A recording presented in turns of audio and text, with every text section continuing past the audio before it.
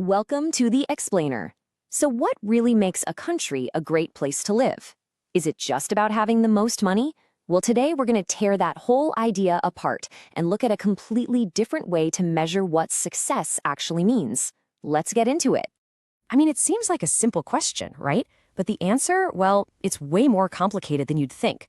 For a long, long time, we've basically just assumed that the richest country is the best country. But is that really the whole story? I don't think so. All right, so here's what we're going to cover. First, we'll look at the old way of doing things, just counting the cash. Then we'll see why that's a pretty shaky foundation.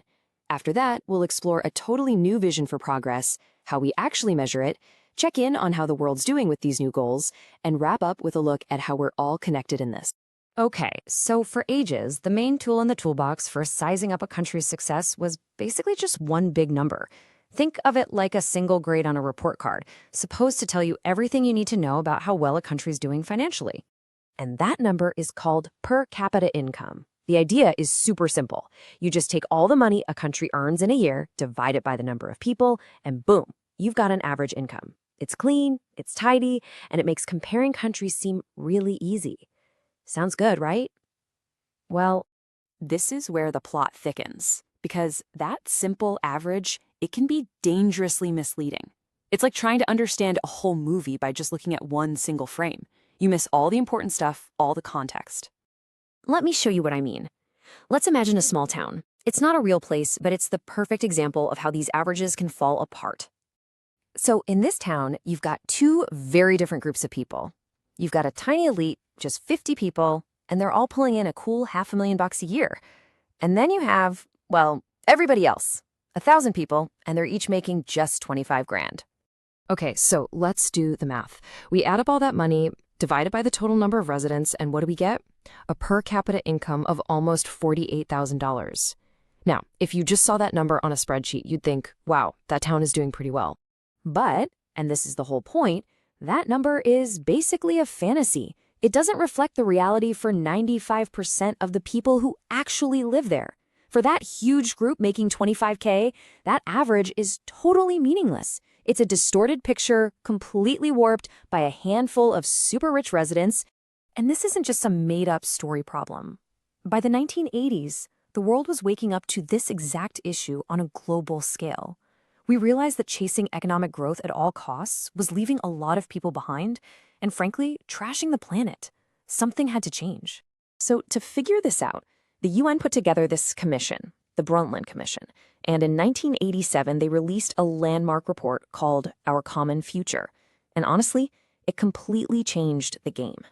And this quote right here, this is the heart of it. They came up with this idea of sustainable development. It's a powerful thought. Progress today shouldn't steal from the future. We have to meet our own needs without making it impossible for future generations to meet theirs. So simple, yet so revolutionary. Basically, they showed that real, lasting progress is like a three-legged stool. You've got economic growth as one leg, protecting the environment as the second, and social equality as the third. And just like a stool, if any one of those legs is shorter or weaker than the others, the whole thing gets wobbly and falls over. Okay, so great idea, right? But it raises a big question. If we're not just counting money anymore, what do we count? This new, bigger idea of development needed a whole new toolkit to measure it. And that led to the creation of something called the Human Development Index, or HDI. Think of it like this. Per capita income is like looking at the world in black and white. The HDI is like switching to 4K color. It gives you a much richer, more complete picture of what life is actually like for people in a country. So instead of just income, the HDI looks at three big things. First, health. Are people living long, healthy lives? Second, education. Do they have the chance to learn and get schooling? And third, a decent standard of living, which includes income. It's a way more balanced scorecard for a country's success. This whole new mindset didn't just stay in reports. It actually led to this massive, ambitious global plan. Seriously, every single country on Earth signed on. And this is it, the 17 Sustainable Development Goals, or SDGs for short. This is the world's shared blueprint for a better future. It's a huge list, covering everything from no poverty and zero hunger to clean water and climate action. You can think of it as humanity's official to-do list with a deadline of 2030. So, how are we doing? We're halfway to the deadline. Are we going to make it? Well, the latest progress report is out, and it's not looking good at all. We're on track to hit less than 20% of the targets. I mean, let's be real, that's a failing grade. And when you dig into the details, it's a real mixed bag. It's kind of like one step forward, two steps back.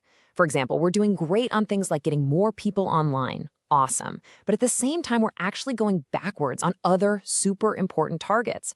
Think about rising obesity rates or the fact that press freedom is declining in many parts of the world. So yeah, we're making some gains, but we're also losing ground where it really counts. But wait, it gets even more complicated. Because in our totally interconnected world, you can't just look at a country in a bubble. What one country does can have a massive impact on another. There's this concept called international spillovers. It's a bit of a technical term, but the idea is simple. It's all the negative stuff a country's lifestyle creates somewhere else. Think about pollution from factories making our clothes, or using up resources from other nations, or unfair trade deals. It's like exporting your problem. And this is the real bombshell. The data shows a massive paradox. The wealthy countries that score highest on their own goals are often the very same countries causing the biggest negative spillovers.